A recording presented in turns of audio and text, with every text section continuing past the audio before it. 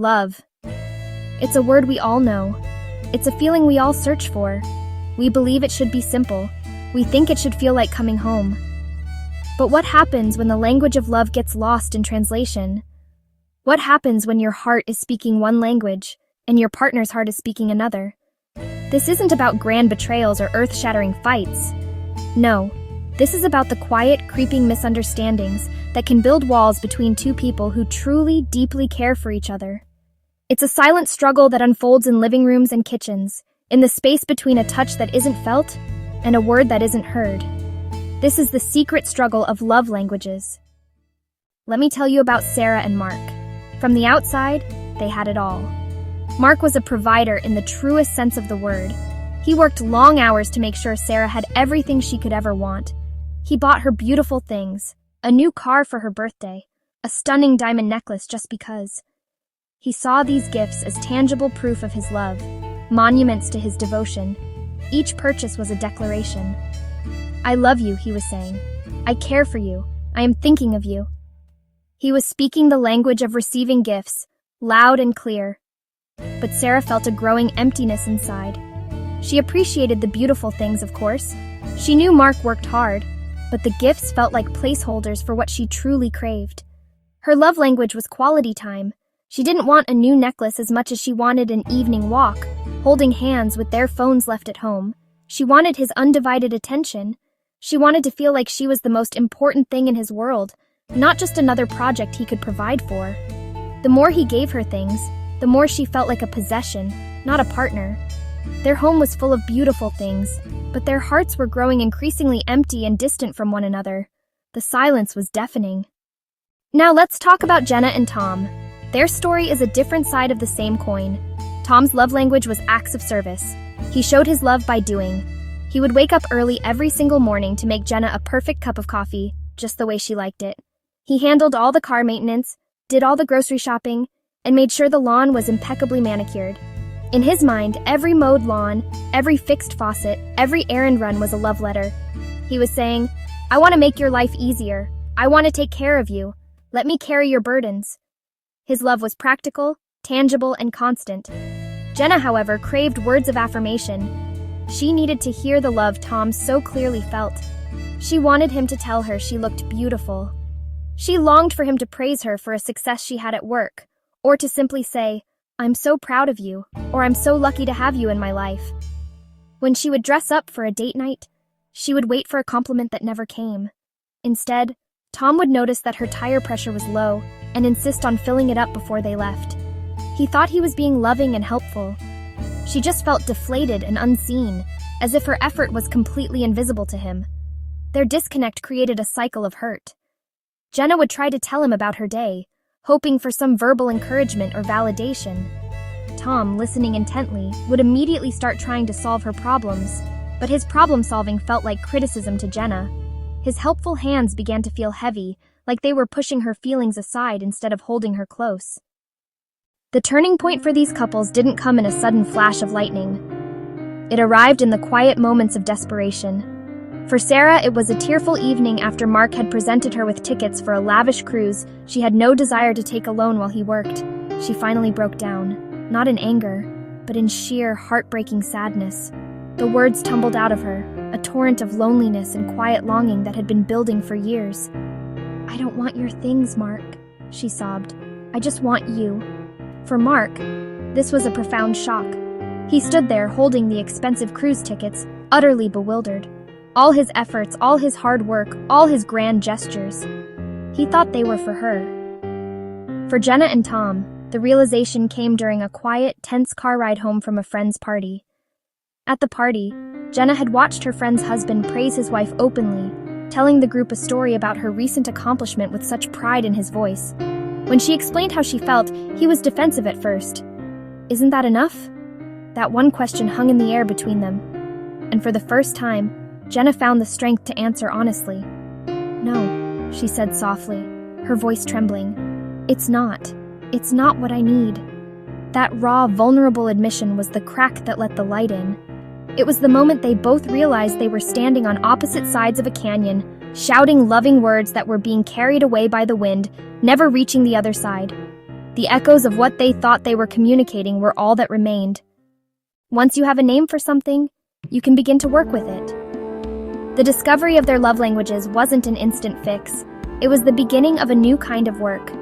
Sarah and Mark sat down with the concept of the 5 love languages, and as they read through the descriptions, the light bulbs went on one by one. Mark looked at the description for quality time and saw Sarah in every single line. The desire for undivided attention, for shared experiences, for deep, meaningful conversation.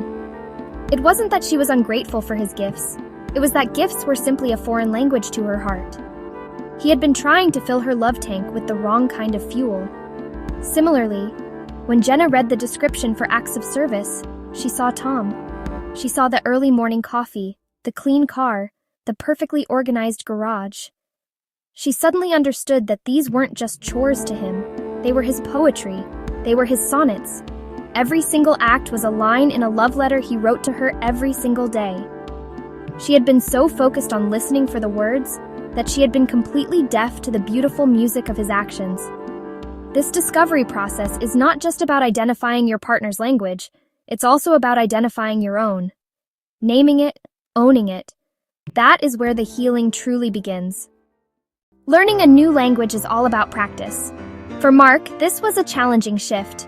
He made a promise to himself and to Sarah that he would be home for dinner 3 nights a week, with his phone turned off and put away in another room. Mark had to consciously practice active listening, not just waiting for his turn to talk, but truly hearing what Sarah was sharing about her day. He started asking questions, not about logistics or schedules, but about feelings. For Tom, the challenge was verbal.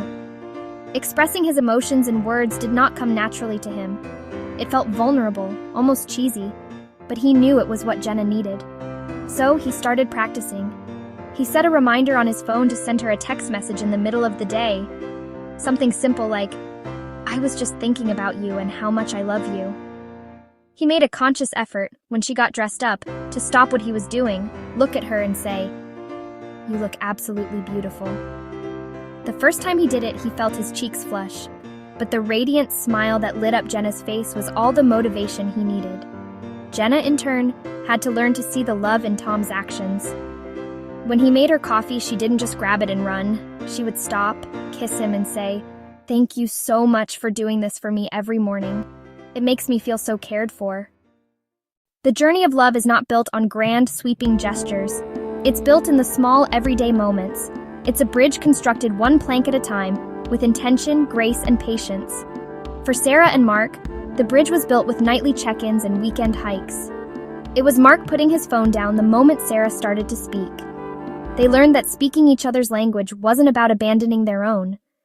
It was about becoming bilingual in love. Mark still enjoyed buying Sarah a beautiful piece of jewelry on occasion, but now he presented it differently. For Jenna and Tom, the bridge was built with sticky notes and a well-timed hug. It was Tom learning to pause before offering a solution and instead just saying, "I'm here for you." They found a rhythm. He would continue to show his love through his tireless acts, but he would sprinkle in the words she needed to hear, and she would make sure her gratitude for his actions was spoken aloud. This understanding removes the defensiveness and replaces it with curiosity. Instead of thinking, "Why don't you love me the way I want to be loved?" the question becomes, "How can I show you love in a way your heart can truly receive it?" In the end, love is not about finding someone who speaks your language perfectly from the start. That is a fairy tale.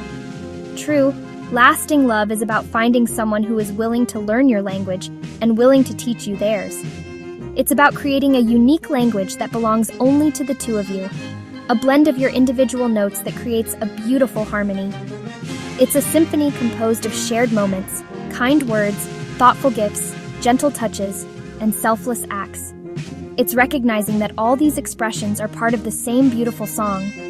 Sarah and Mark didn't stop being who they were, but now they orchestrate their love differently. Jenna and Tom found their rhythm too. His steady beat of service is now layered with her melody of words, creating a love song that is both practical and poetic. This journey of understanding is one of the greatest gifts you can give to your relationship. It requires you to be a student of your partner, to be curious about their inner world, and to have the humility to admit that your way is not the only way. When you know how to fill your partner's love tank, and they know how to fill yours, you can weather any storm together. You become a team, united in the effort to make each other feel cherished and secure. So I ask you to look at your own relationship. I ask you to have the courage to ask the questions. What makes you feel loved? What makes your partner feel loved? Don't assume you know the answer. Ask, and then listen. Listen with your whole heart. Because learning the language of the one you love is the most beautiful journey you will ever take. It's how you build a love that doesn't just survive, but truly deeply thrives. It becomes the symphony of you,